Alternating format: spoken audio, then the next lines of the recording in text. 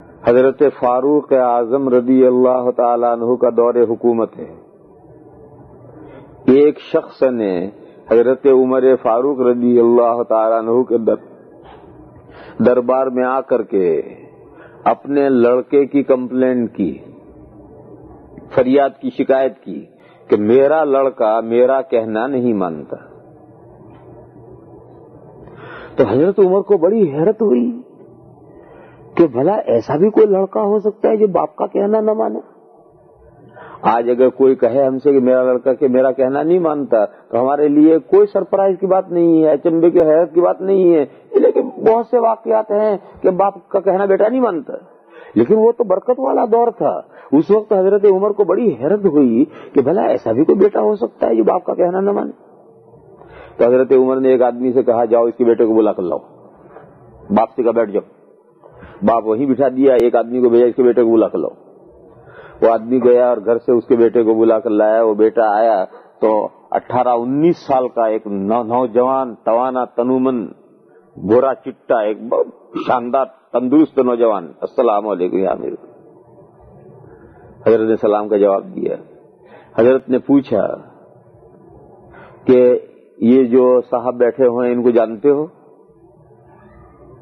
تو اس نے کہا کہ جی ہاں جانتا ہوں حضرت، یہ میرے ابا ہیں. تو حضرت عمر نے کہا کہ تمہارے ابا یہ کمپلینٹ لے کر آئے ہیں کہ تم ان کا کہنا نہیں مانتے.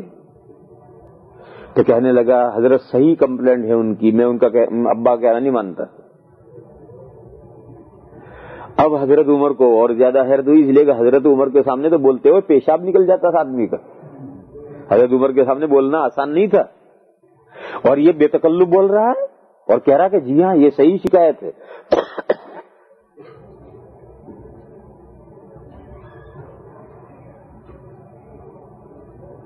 ایک تو یہ ہے کہ ایسی غلطی کرتا آدمی بے خبری میں، لیکن یہ تو عربی جانتا تھا، عربی سمجھتا تھا، وہ بے خبری میں نہیں کر رہا. رات مجھے میرے دوست نے ایک لطیفہ سنایا کہ ایک بیچارہ انڈین جو انگریزی کچھ برائے نام ہی جانتا تھا، وہ ڈرائیونگ کرتا ہوا اور اسپیڈ جا رہا تھا. تو پولیس نے اسے روکا. بہت تیز اسپیڈ کر رہا تھا، اسے پولیس نے روکا. تو اس نے کہا کہ تو انگریزی میں اس سے کہا کہ تو اتنی تیز گاڑی چلا رہا ہے، کیا کسی کو مارنے کا ارادہ ہے؟ اس نے کہا یس سر. تو اٹھانے لے گیا اسے. تو پیچھے لوگوں نے آ کر بتایا کہ تو بیوقوف ہے، انگریزی نہیں جانتے. تو یس سر تو کچھ سمجھا ہی نہیں، ایسے کہہ دیا اس نے. تو ایسا اگر اس نے یس سر کہہ دیا ہو تو الگ بات ہے، لیکن اس نے تو ایسا یس سر نہیں کہا تھا. یہ تو عربی جانتا تھا بچہ، نوجوان سمجھدار ہے. اس نے کہا کہ میرے ابا سے ہی کمپلین لائے ہیں، میں اپنے ابا کا کہنا نہیں مانتا. تو حضرت عمر کا ایک خاص مزاج تھا. حضرت عمر رضی اللہ تعالیٰ عنہ سخت بھی بہت تھے، لیکن حق کے سامنے نرم بھی بہت تھے. عجیب و غریب مزاج تھا ان کا. ان کے جتنا کوئی سخت نہیں تھا، اور حق کے سامنے ایک چھوٹا بچہ بھی انہیں راستے میں کھڑا رکھ سکتا تھا. ایک بچہ بھی ان پر اعتراض کر سکتا تھا. اور عجیب عجیب قصے ہیں حضرت عمر کے. ایک مرتبہ حضرت فاروق اعظم رضی اللہ تعالیٰ عنہ جمعہ کا خطبہ دینے کے لیے تشریف لائے. اللہ کی تعریف کی.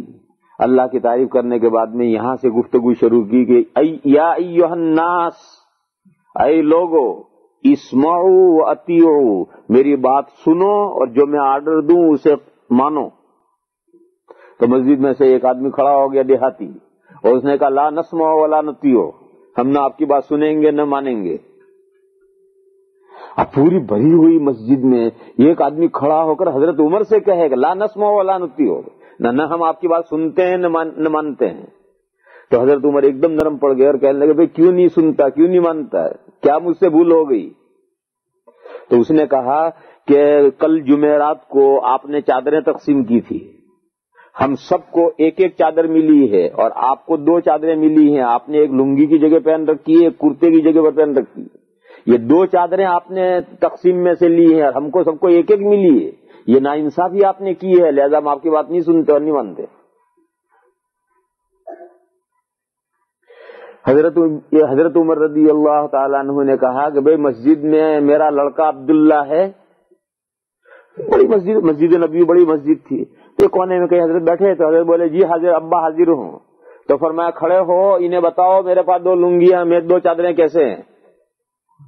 چنانچہ وہ کھڑے ہوئے اور بھری مسجد میں انہوں نے بتایا کہ ابا کے بعد 2 چادریں جو ہیں ان میں سے ایک تو ابا کی ہے جو تقسیم میں ابا کو ملی تھی، اور ایک تقسیم میں جو میرے حصے میں آئی تھی وہ میں نے اپنے ابا کو دے دی.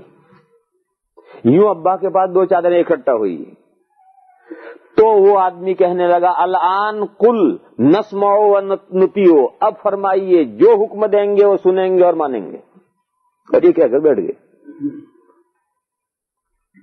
تو حضرت فاروق اعظم رضی اللہ تعالیٰ عنہ کا جی وہ غریب مزاج تھا، سخت اتنے اور حق کے سامنے نرم بھی اتنے، دونوں متضاد باتیں تھی. ایک مرتبہ جمعہ کے خطبے میں حضرت نے تقریر فرمائی اور یہ فرمایا کہ اے لوگوں، یہ لمبے چوڑے مہر، بڑے بڑے مہر، یہ کوئی اللہ کے یہاں نیکی کی بات نہیں ہے اور عزت کی بات نہیں ہے. دنیا میں عزت کی بات نہیں ہے، اللہ کے نزدیک نیکی کی بات نہیں ہے. یہ جو بڑے بڑے عورتوں کے مہر باندھے جاتے ہیں یہ نیکی کی بات نہیں ہے اللہ کے یہاں، اور دنیا میں عزت کی بات نہیں ہے. اور فرمایا کہ اگر یہ دنیا میں کوئی عزت کی بات ہوتی یا اللہ کے یہاں نیکی کی بات ہوتی تو حضور کی بیویوں کے مہر، حضور کی بیٹیوں کے مہر بہت بڑے بڑے ہونے چاہیے. حضور کی بیٹیوں کے بڑے بڑے مہر ہوتے، حضور کی بیویوں کے بڑے بڑے مہر ہوتے. حالانکہ میرے علم میں حضرت فاروق اعظم رضی اللہ تعالیٰ عنہ نے فرمایا کہ میرے علم میں حضور نے کسی بیوی کو 12 اوقیہ سے زائد مہر نہیں دیا اور اپنی کسی بیٹی کا 12 اوقیہ سے زائد مہر نہیں باندھا. یہی مہر فاطمی کہلاتا ہے.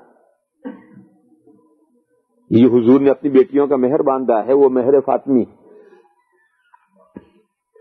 اس کا وزن ہے 1530 گرام چاندی. سمجھ لو اس مسئلے کو بیچ میں. 1530 گرام، 1500 یعنی 1 کلو 500 اور اوپر 30 گرام، 1530 گرام چاندی، یا جو اس کی قیمت ہو روپے میں ڈالر میں، جو اس کی قیمت ہو اتنے روپے اتنے ڈالر، یہ مہر فاطمی. یا تو 1530 گرام چاندی دو، اور اگر چاندی نہ دو تو اس کے ایکول اس کی قیمت دو، پرائس دو، چاہے روپے میں دو، ریال میں دو، پاؤنڈ میں دو، ڈالر میں دو، جو بھی اس کی قیمت بنتی ہو قیمت دو. یہ مہر فاطمی. تو حضور اکرم صلی اللہ تعالی علیہ وسلم نے اپنی سب بیویوں کو اتنا مہر دیا ہے اور اپنی صاحبزادیوں کا بھی اتنا مہر باندھا ہے.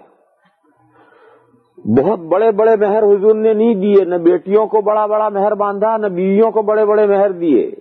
تو اگر بہت بڑے بڑے مہر یہ کوئی عزت کی چیز ہوتی اور دنیا میں عزت کی چیز اور آخرت میں اللہ کے یہاں نیکی کی بات ہوتی تو حضور کی صاحبزادیوں کے اور بیویوں کے بڑے بڑے مہر ہونے چاہیے تھے، حالانکہ حضور کے اتنے ہی مہر ہیں.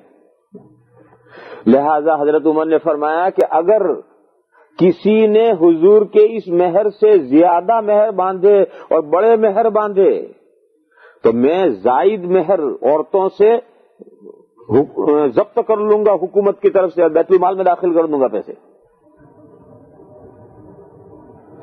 دیکھو مہر کے مسئلے میں مسلمانوں میں بڑی عجیب و غریب بے اعتدالی ہے.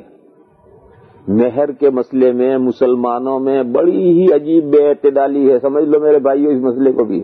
آپ لوگوں کا کیا نظام ہے مجھے نہیں معلوم، میں نیا ہوں اس ملک میں تو ساری دنیا کی بات کر رہا ہوں، آپ حضرات کی بات نہیں جانتا میں. مہر کے معاملے میں مسلمانوں میں بڑی بے اعتدالی ہے. ہمارے پالن پوریوں میں لکھ پتی بھی ہوگا کروڑ پتی بھی ہوگا تو مہر کتنا باندھے گا؟ 500 روپے. 500 روپے میں تو بکری بھی نہیں آتی. 500 روپے میں تو بکری بھی نہیں آتی. وہ بھی لڑکیوں کا بیویوں کا مہر 500 روپے باندھیں گے، 600 کہہ دو تو تیار نہیں ہوں گے. اور ولیمے میں کتنا خرچ کر دیں گے؟ لاکھ روپے ولیمے میں خرچ کر دیے، 80,000 روپے ولیمے میں خرچ کر دیے، اور مہر 500 سے اوپر نیچے 600 نہیں مانیں گے. یہ غلط ہے. یعنی ولیمے میں دعوت میں تو 50,000 اڑ گئے، 80,000 اڑ گئے، لاکھ روپے خرچ کر دیے، مگر اس جو جس مقصد سے نکاح ہوا اس نکاح میں 500 سے زیادہ مہر نہیں دیں گے. یہ ہمارے پالنپور میں ایک برا رواج ہے. اور سعودیہ میں کیا ہے؟ سعودیہ میں کم سے کم مہر ہے 50,000 ریال. کم سے کم مہر سعودیہ میں 50,000 ریال ہے. اس سے کم مہر ہے ہی نہیں سعودیہ میں. نتیجے میں بہت سے ہیں کہ کہاں سے اتنا مہر لائیں؟ اگر ملک بہت ہے، وہاں پیسہ بہت ہے، لیکن پھر بھی یہ کوئی معمولی رقم نہیں ہے، تو پھر دوسرے ملکوں میں جاتے ہیں، وہاں سے لڑکیاں لے جاتے ہیں اور رکھتے ہیں اور سب. یہ بھی غلط ہے. یہ جو 50,000 ریال والی جو ہے، یہ وہ غلطی ہے جو حضرت عمر جس پر نکیر کر رہے ہیں.